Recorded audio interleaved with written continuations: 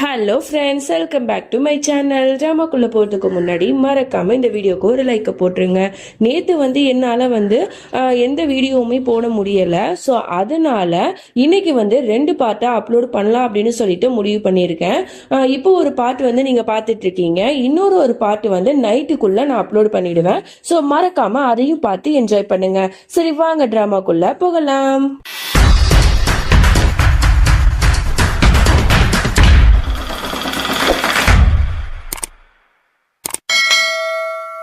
Starting சீன்ல மௌலியை தான் காட்டுறாங்க. அவ வீட்டு உள்ளாக்க வந்துடுறா. குணால பார்த்ததுலேருந்து அவளுக்கு ரொம்பவே நர்வஸாகவும் டென்ஷனாகவும் இருக்கு.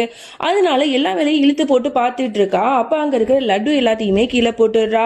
உடனே வேலைக்காரிட்ட சொல்லிட்டு இருக்கா, இந்த மாதிரி இது எல்லாத்தையும் கிளீன் பண்ண சீக்கிரம் அப்படிங்கிற மாதிரி சொல்லிட்டு ரொம்பவே டென்ஷனா இருக்கா. ஸோ அவ ஃபேஸ்லயே அது நல்லாவே தெரியுது. ஸோ அதனால மாமியார் சொல்றாங்க, என்னம்மா என்னாச்சு, கொஞ்சம் ரிலாக்ஸ் ஆகு, குணால நீ பார்த்ததுனால தானே இவ்வளவு டென்ஷனா நர்வஸா இருக்கு அப்படிங்கிற மாதிரி கேட்டுடுறாங்க. உடனே மௌலி சொல்றா, அப்படிலாம் ஒண்ணு இல்லையே, நீங்க ஏன் அப்படி நினைக்கிறீங்க, குணால நான் என்னோட வாழ்க்கையை விட்டு நான் தூக்கி எரிஞ்சிட்டேன், அவனை பத்தின நினைவுகளையும் நான் அழிச்சிட்டேன், அதனால அவன் வர்றதுனால எனக்கு எந்த விதமான ப்ராப்ளமும் இல்லை, நான் நார்மலா தான் இருக்கேன், நான் நல்லா தான் இருக்கேன், ஐ எம் ஃபைன் அப்படிங்கிற மாதிரி அவளோட வாய் வார்த்தைக்காக தான் சொன்னாலே தவிர மனசளவுல இன்னமும் குணால் செய்த அந்த துரோகத்தை அவளால மறக்கவே முடியலன்னு மட்டும் நல்லா தெரியுது.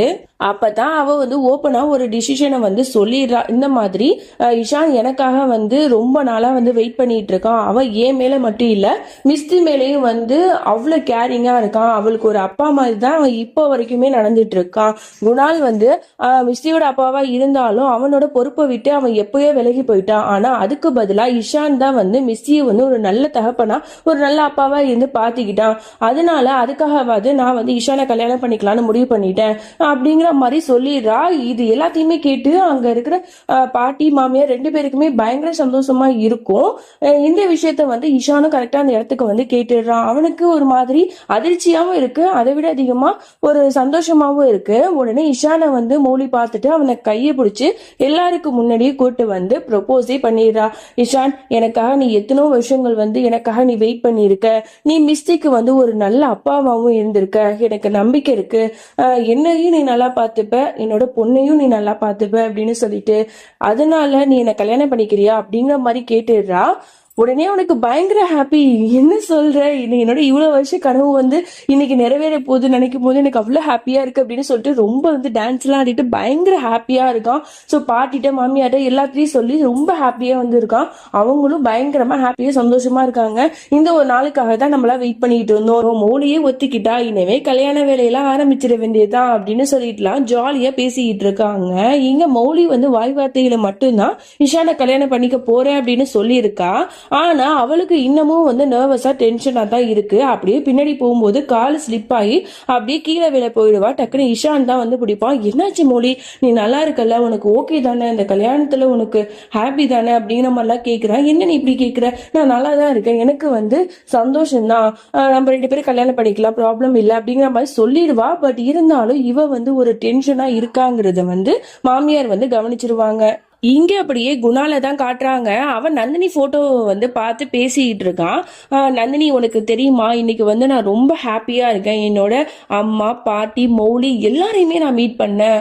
ஸோ எனக்கு ரொம்ப ஹாப்பியா இருக்கு, இவ்வளோ நாள் கழிச்சு என்னோட ஃபேமிலியை மீட் பண்ணதை நினைக்கும் போது கண்டிப்பா நீயும் இந்த இடத்துல இருந்தா நீ ரொம்பவே ஹாப்பியா இருந்திருப்ப அப்படிங்கிற மாதிரிலாம் சொல்லிட்டு இருக்கான். அப்போ பரியும் கரெக்டா அந்த இடத்துக்கு வந்துடுறா. ஆமாப்பா, இன்னைக்கு நான் ரொம்ப ஜாலியா என்ஜாய் பண்ணேன். ஆமாப்பா, நான் ஒன்னு விஷயத்த கேட்டுட்டே இருக்கேன், நீங்க சொல்லவே மாட்டீங்க. நான் எனக்கு மிஸ்டி ரொம்ப பெஸ்ட் ஃப்ரெண்ட், அதே மாதிரி நம்மளோட அம்மாக்கு பெஸ்ட் ஃப்ரெண்ட் இருந்திருப்பாங்களா, அவங்களும் உங்க ஃப்ரெண்டு கூட ஜாலியா என்ஜாய் பண்ணிருப்பாங்களே, அந்த மாதிரி யாராவது இருக்காங்களாப்பா, சொல்லுங்கப்பா அப்படிங்கிற மாதிரி கேட்டுட்டே இருக்கா. இங்க அவனுக்கு என்ன சொல்றதுன்னே தெரியல. அவன் மனசுலாக்கே நினைச்சுக்கிறான், நீ உன்னோட பெஸ்ட் ஃப்ரெண்ட் மிஸ்டி இருக்கால, அவளோட அம்மா மௌலி தான் உன்னோட அம்மாவோட பெஸ்ட் ஃப்ரெண்டுன்னு நான் எப்படிமா உன்கிட்ட சொல்ல முடியும் அப்படிங்கிற மாதிரிலாம் நினைச்சிட்டு இருக்கான்.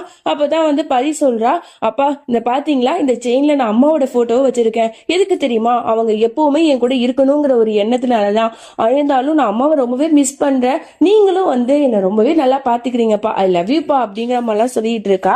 உடனே அவனும் ஹக் பண்ணிக்கிறான். சரிம்மா தூங்க வேண்டிய நேரம் வந்துருச்சு, உங்க அம்மாக்கு குட் நைட் சொல்லு, வா போய் தூங்கலாம் அப்படின்னு சொல்ல அவளும் அம்மா குட் நைட் அப்படின்னு சொல்லிட்டு 2 பேரும் தூங்கறதுக்கு போயிடுறாங்க.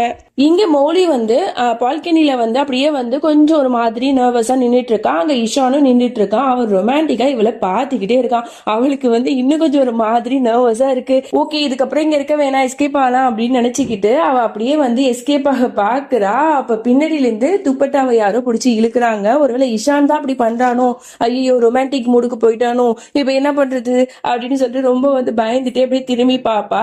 ஆனா வந்து அந்த துப்பட்டா வந்து வேற ஒரு ஆணில தான் வந்து அது வந்து மாட்டிருக்கும். அதை பார்த்துட்டு இஷான் சிரிப்பான். உடனே இவ வந்து வேகமா அதை பிடிச்சி இழுப்பா. ஏமா ஏன் இப்படி இருக்க, ஏன் டென்ஷன் ஆகுற, இதெல்லாம் இப்படி பிடிச்சி இழுத்தீங்கன்னா உன்னோட ட்ரெஸ்ஸே அப்புறம் கிழிஞ்சிடும், அப்படிலாம் பண்ணாதே, நான் எடுத்து விடுறேன் அப்படின்னு சொல்லிட்டு அவனு கேரிங்கா எடுத்து விடுறான்.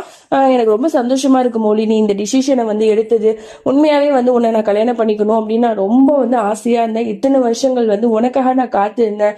இன்னைக்கு வந்து நீ சொல்லும் போது எனக்கு அவ்வளவு ஹாப்பியா இருந்தது. நம்ம 2 பேரும் மட்டும் இல்ல, நம்ம மிஸ்டி கூட சேர்ந்து ஒரு அழகான ஒரு ஃபேமிலியா இருக்கலாம், நீ கவலையப்படாத, உன்னை நான் ரொம்ப நல்லா பாத்துப்பேன் அப்படிங்கிற மாதிரிலாம் இவன் ரொமான்டிக்கா அப்படியே பேசிக்கிட்டே இருக்கான். அப்படியே ஹக் பண்ண வரும்போது டக்குன்னு அங்க மாமியார் வந்துட்டு சொல்றாங்க என்ன நடக்குதுங்க அப்படிங்கிற மாதிரி வந்துட்டு அதுக்கப்புறம் வந்து நீங்க வந்து இன்னைக்கு ரொம்ப அழகான ஒரு ஸ்வீட்டான ஒரு நியூஸை வந்து சொல்லியிருக்கீங்க, அதனால நான் அழகா ஸ்வீட்டே செஞ்சு எடுத்துட்டு வந்துட்டேன், உங்க 2 பேருக்காக அல்வா தான் செஞ்சு எடுத்துட்டு வந்திருக்கேன், சாப்பிடுங்க, நீங்க 2 பேரும் பாக்குறதுக்கு அவ்வளவு அழகான ஜோடியா இருக்கீங்க, நீங்க 2 பேரும் 100 வருஷத்துக்கு ரொம்ப சந்தோஷமா இருக்கணும் அப்படிங்கிற மாதிரிலாம் வந்து 2 பேருமே இங்க வாழ்த்திட்டு இருக்காங்க. இங்கே வந்து குணால காட்டுறாங்க. அவன் வந்து நந்தினியோட போட்டோ வச்சுட்டு பேசிட்டு இருக்கான். உனக்கு தெரியுமா இன்னைக்கு நான் மௌலிய பார்த்தேன், அவளுக்கு நான் துரோகம் பண்ணிட்டேங்கிறது மனசுல ஓரமா இருந்துட்டு தான் இருந்துச்சு. ஆனா இன்னைக்கு வந்து அவன் வந்து இஷான் வந்து கல்யாணம் பண்ணியிருக்கா, அவங்க 2 பேருக்கும் வந்து மிஸ்டின்னு ஒரு குழந்தையும் இருக்கு. அப்படின்னா என்ன அர்த்தம், மௌலி வந்து மூவ் ஆன் ஆயிட்டா போல அப்படிங்கிற மாதிரிலாம் வந்து அவன் சொல்லிட்டு இருக்கான். இங்க மௌலியை தான் காட்டுறாங்க. அவ படுத்து தூங்கிட்டு இருக்கான். ஆனா கனவுல கூட வந்து நந்தினி குணால் 2 பேரும் ஒன்னா இருந்தது, அவங்கள ஏமாத்தினது, குணால் வந்து அவளை ஹர்ட் பண்ற மாதிரி பேசினது, இது எல்லாத்தையுமே நினைச்சு பார்த்துட்டு ரொம்ப வந்து யோசிச்சுக்கிட்டே இருக்கா. அப்படியே வந்து பதறி போய் முழிக்கிறான். இதை என்ன பண்றதுன்னு எனக்கு ஒண்ணுமே புரியல, இத்தனை வருஷங்கள் ஆகியுமே என்னால அந்த பழைய விஷயங்களை மறக்கவே முடியல, நான் மூவ் ஆன் ஆயிட்டேன் அப்படின்னு சொல்லிட்டு இங்க இருக்கிறவங்களுக்கு நான் காட்டிக்கிட்டேன், ஆனா நான் மனசளவுல இன்னுமே மூவ் ஆன் ஆகல, எதுக்கு குணால் இப்படி பண்ண, என்னோட வாழ்க்கையே இப்படி அழிச்சிட்டியே அப்படிங்கிற மாதிரிலாம் வந்து ரொம்ப ஃபீல் பண்ணி பேசிட்டு இருக்கா. அப்படியே இங்க குணால காட்டுறாங்க. எப்படியோ மௌலி வந்து மூவ் ஆன் ஆயிடுறத நினைச்சா எனக்கு ரொம்பவே சந்தோஷமா இருக்கு, அவளோட லைஃப்ல ஹாப்பியா இருக்கா, எப்பவுமே அவ சந்தோஷமா தான் இருக்கணும், அதுதான் என்னோட ஆசையுங்கிற மாதிரி ரொம்ப பெருந்தன்மையான மனசு உள்ளவ மாதிரி எல்லாம் பேசிட்டு இருக்கான். இங்க அப்படியே மௌலிய காட்டுறாங்க. அவ வந்து ஈஷான் மௌலி அப்புறம் 3 பேரும் ஒன்னா வந்து போட்டோ எடுத்திருப்பாங்க போல. அதெல்லாம் பார்த்துட்டு குணா மிஸ்தி வந்து உன்னோட பொண்ணுதான், அது நான் மறுக்க மாட்டேன், ஆனா உன்னோட இடத்துல இருந்து இஷான் தான் வந்து மிஸ்திய ரொம்ப நல்லா பாத்துக்கிட்டான், சோ மிஸ்திக்காக தான் நான் வந்து இஷானையே கல்யாணம் பண்ணிக்கலாம் அப்படின்னு சொல்லிட்டு ஒரு முடிவு எடுத்தேன், மிஸ்திக்கு வந்து ஒரு அப்பா கிடைக்கணும் அப்படிங்கிறதுக்காக தான். கண்டிப்பா வந்து இஷானோட இடத்துக்கு வந்து உன்னை நான் எப்பவுமே வந்து நெருங்கவே விட மாட்டேன், உன்னை நான் அந்த அளவுக்கு வெறுக்கிறேன், என்னோட இஷான் உன்னை விட எவ்வளவு மேலானவன் அப்படிங்கிற மாதிரிலாம் வந்து பேசிக்கிட்டு இருக்கா. அடுத்த நாள் ஆகுது. இங்க வந்து மாமியாக்காரங்க வந்து மிஸ்ஸிக்கு பால் வச்சிருப்பாங்க போல. ஸோ அவளும் வந்து ஃபினிஷ் பண்ணிடுறா. ஸோ வந்து பாட்டி பாத்தீங்களா நான் வந்து ஃபுல்லா குடிச்சிட்டேன் அப்படிங்கிற மாதிரி சொல்லிட்டு இருக்கும்போது, பரவாயில்லையம்மா நீ உன்னோட அப்பா குணால் மாதிரி தான் இருக்க அப்படிங்கிற மாதிரி சொல்ல வந்துருவாங்க. கரெக்டா அந்த இடத்துக்கு வந்து மோலியும் வந்துடுறா. இதை கேட்டோம்னா அவளுக்கும் ஷாக் ஆகுது, எதுக்கு இவங்க குணால் பேரை சொல்றாங்க அப்படின்னு சொல்லிட்டு. சரி இதோட இந்த பாட்டை நம்ம முடிச்சுக்கலாம். இதுக்கப்புறம் என்ன நடந்துச்சு அப்படின்னு சொல்லிட்டு நம்ம நெக்ஸ்ட் பார்ட்ல பார்க்கலாம். இன்னைக்கு நைட்டு வந்து கண்டிப்பா வந்து நெக்ஸ்ட் பார்ட் நான் போஸ்ட் பண்ணிடுவேன். ஸோ மறக்காம அதையும் பார்த்து என்ஜாய் பண்ணுங்க. இந்த எபிசோட் எப்படி இருந்துச்சுன்னு சொல்லிட்டு மறக்காம கமெண்ட்லயும் சொல்லுங்க. சரி பாய் ஃப்ரெண்ட்ஸ், நெக்ஸ்ட் வீடியோல சந்திக்கலாம்.